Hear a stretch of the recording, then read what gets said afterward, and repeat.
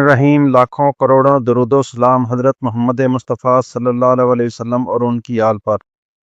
मैं हूं आपका मेज़बान मुर्तज़ा भट्टी और आप देख रहे हैं मेरा वीलॉग। पाकिस्तान की सियासत के बदलते मंजरनामे, DGISPR की गैर मामूली प्रेस कॉन्फ्रेंस के पस मंज़र, PTI के रद्द-ए-अमल, इलेक्शन कमीशन की सरगर्मियों, स्पीकर कौमी असम्बली अयाज सादक के हालिया इक़दामात, नए सूबों की तजवीज़, शरीफ ख़ानदान के खुफिया इजलास और मुमकिना एमरजेंसी जैसे अहम तरीन मामलात का जामे तज्ज़िया है। आज के वीलॉग में इन तमाम पहलुओं पर तफसील से बात होगी, तो आइए आगाज़ करते हैं। सबसे पहले बात करते हैं कि PTI का गैर मामूली मतवाज़न रद्द-ए-अमल। DGISPR की प्रेस कॉन्फ्रेंस गैर मामूली थी। शदीद गुस्सा, सख्त जुमले, बराह रास्त इल्ज़ामात और ऐसे नुकात जिन्होंने सियासी माहौल को एक नए मोड़ पर ला खड़ा किया। लेकिन इसके जवाब में जो बात सबसे ज़्यादा हैरान कुन रही वो थी PTI की बर्दाश्त, उनका ठंडापन, गैर जज्बाती रवैया। इस्लामाबाद की प्रेस कॉन्फ्रेंस हो जिसमें बैरिस्टर कोहर, सलमान अकरम राजा और असद कैसर साहब शामिल थे। उसके बाद पेशावर का जलसा जिसमें हज़ारों नहीं बल्कि लाखों अफराद शरीक थे।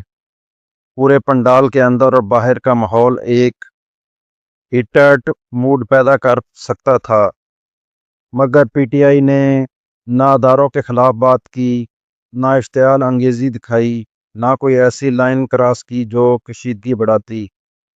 ये वो बात है जिसने हुकूमत और चंद मखसूस तर्जमानों के बयानियों को हिला कर रख दिया, क्योंकि वो लोग इस इंतज़ार में बैठे थे कि कोई सख्त जुमला निकले और वो इसे बुनियाद बनाकर चढ़ाई कर दें। मगर ऐसा नहीं हुआ। सोहेल आफरीदी जैसे मुकर्रिरीन ने भी सख्त तस्वीर पेश किए जाने के बावजूद बहुत तहम्मुल, वक़ार और बर्दाश्त का मुजाहरा किया। एक जज्बाती और भड़कते हुए माहौल में मैं इकबाल का शाहीन हूँ, कौवे चाहे चूंचे मारें, मेरी परवाज़ ऊंची ही होगी जैसे जुमले सियासी दर्जा हरारत को कम करने में अहम किरदार साबित हुए। इस जलसे में कौमी तराना पढ़े जाने, कौमी परचम लहराने और अदारों के ख़िलाफ़ एक लफ्ज़ न बोलने ने इन लोगों को मायूस किया जो कई महीनों से यह बयानियाँ बेच रहे थे कि PTI रियासत दुश्मन है, एंटी स्टेट है। तो नाजरीन, अब आते हैं हुकूमती वज़रा का गैर ज़रूरी गुस्सा। इधर PTI ने माहौल ठंडा किया, उधर हुकूमत के चंद वज़रा ने अपना काम शुरू कर दिया। वफाकी वज़ीर अतात आरड़, फैसल वाडा, तलाल चौधरी और दूसरे वज़रा खुलेआम धमकियाँ देने लगे, सियासी तड़के लगाते और -1 जैसे पुराने नाकाम फार्मूले दोहराते नज़र आए।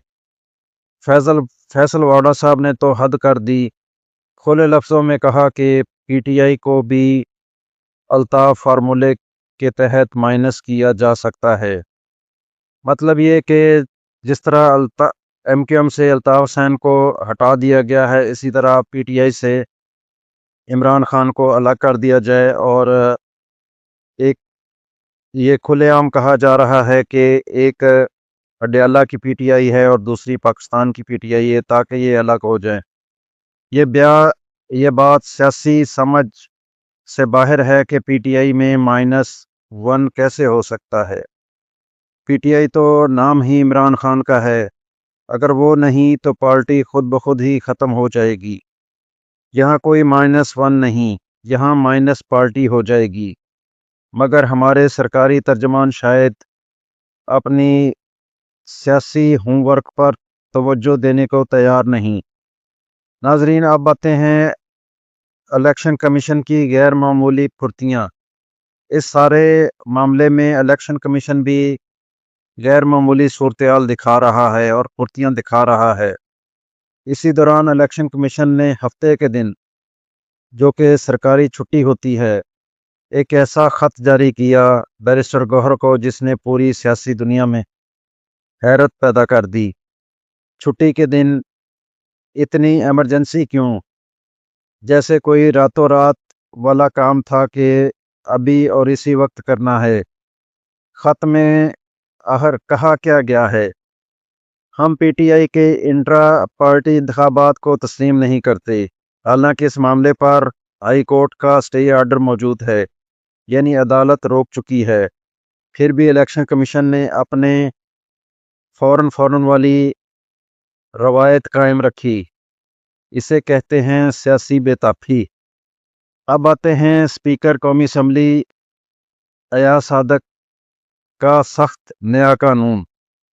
جناب اسپیکر قومی اسمبلی نے ایاز صادق صاحب نے بھی ایک ایسا سرکولر جاری کر دیا ہے جس کے تحت یہ کہا گیا ہے کہ عمران خان کی تصویر قومی اسمبلی کے حال میں نہیں لائی جا سکتی، اسمبلی کے اندر احتجاج نہیں کیا جا سکتا، اسپیکر ڈائس کا گراؤ نہیں کیا جا سکتا یا نعرے بازی نہیں کی جا سکتی۔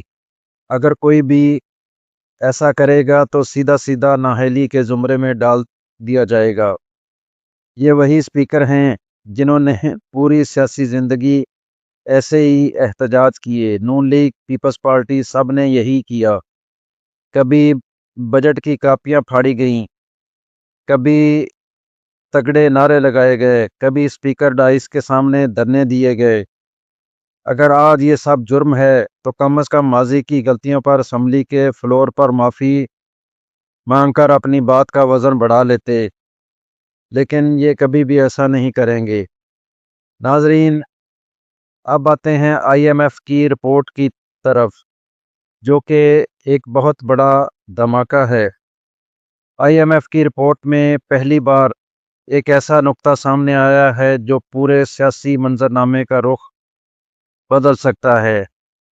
ناظرین، پاکستان میں گزشتہ 12 سال کے دوران سب سے کم کرپشن 2018 تا 2022 کے درمیان ہوئی، جب عمران خان وزیر اعظم تھے۔ یہ وہ جملہ ہے جس پر پورا حکومتی میڈیا خاموش ہے۔ کوئی اینکر، کوئی وزیر، کوئی ترجمان اس بات پر بات کرنے کو تیار نہیں۔ کیوں؟ اس رپورٹ کا دوسرا حصہ ہے پاکستان کی معاشی تباہی کا، جس میں کہا گیا ہے کہ پاکستان کی معاشی تباہی کا آغاز اسی دن ہوا جب عمران خان کی حکومت گرائی گئی۔ یہ جملہ صرف اقتصادی نہیں، سیاسی زلزلہ ہے۔ اب ناظرین آتے ہیں نئے صوبوں کی طرف، جس میں علیم خان صاحب نے ایک تجویز دی ہے۔ عبدالعلیم خان صاحب نے ملک میں 12 نئے صوبوں کی تجویز دے کر ایک نئی بحث چھیڑ دی ہے۔ ان کا کہنا ہے کہ پنجاب کو 4 حصوں میں تقسیم کر دیا جائے، سندھ کے 3 صوبے بنائیں، بلوچستان کے 3، خیبر پختونخوا کے بھی اسی طرح 3 صوبے بنا دیے جائیں، یعنی پورا پاکستان انتظامی تقسیم کے ایک نئے دور میں داخل ہو سکتا ہے۔ ذرائع کہہ رہے ہیں کہ منصوبہ صرف تجویز نہیں بلکہ اس پر عملی فائل ورک بھی جاری ہے، اور اس نئے سیٹ اپ میں ممکنہ انتظامیہ کے لیے چند بڑی کاروباری شخصیات، چند سابق عسکری نام اور کچھ طاقتور حلقے پہلے ہی ذہنوں میں موجود ہیں۔ ناظرین، اسی بارے میں اور کچھ اہم امور پر جاتی امرہ میں ایک اجلاس بھی ہوا ہے، اور اس میں ممکنہ کیا فیصلے ہوئے ہیں۔ روزنامہ ڈان نے خبر دی ہے کہ جاتی امرہ میں شریف خاندان کا ایک اہم اجلاس ہوا، جس میں جناب نواز شریف صاحب، وزیر اعظم شہباز شریف صاحب اور چیف منسٹر محترمہ مریم نواز شریف صاحبہ نے شرکت کی، اور چند انتہائی اہم افراد شامل تھے۔ اجلاس کا مرکزی موضوع پی ٹی آئی کا مستقبل کیا ہوگا، نئے صوبے، نئے سیاسی حکمت عملی اور مقتدرہ حلقوں کے اگلے پلان پر مسلم لیگ نون کا رد عمل کیا ہوگا؟ یہ سب ایسے وقت میں ہو رہا ہے جب اداروں کی طرف سے پی ٹی آئی کے خلاف انتہائی سخت لائن لی جا رہی ہے۔ اس میں بعض تجزیہ کار کہہ رہے ہیں کہ یہ نمونہ بھی ہے، یعنی دیکھ لو جو پی ٹی آئی کے ساتھ ہو رہا ہے۔ اگر نون لیگ یا پیپلز پارٹی نے مزاحمت دکھائی، جو نئے صوبوں کی تجویز ہے اور جو دوسرے معاملات ہے اس میں مزاحمت دکھائی، تو ان کے ساتھ بھی یہی ہوگا، اور یہ وہی پرانی ٹیکنیک ہے، لوہے کو آکھنا دینوں تے سمجھانا نو۔ ناظرین، اب اس میں ایک اور نیا نقطہ بھی ہے کہ ممکنہ ایمرجنسی پر کنور دلشاد کا بڑا دعویٰ۔ سابق سیکرٹری الیکشن کمیشن کنور دلشاد نے بہت سنگین بات کہی ہے۔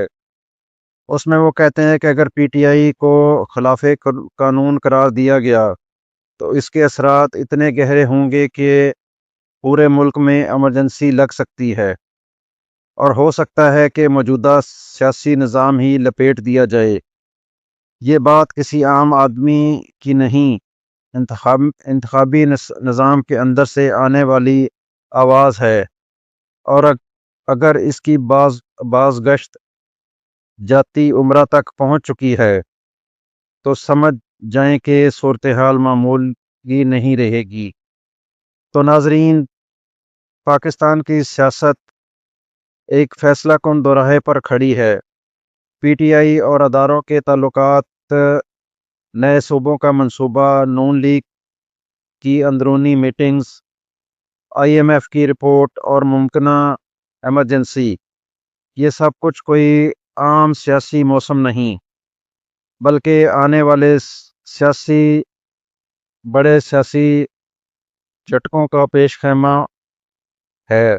آنے والے چند ہفتے ہمارے سیاسی نظام کا مستقبل طے کر سکتے ہیں۔ اللہ کرے ملک کسی ایسے انتشار میں نہ دھکیلا جائے جس سے نکلنے میں دہائیاں لگ جائیں۔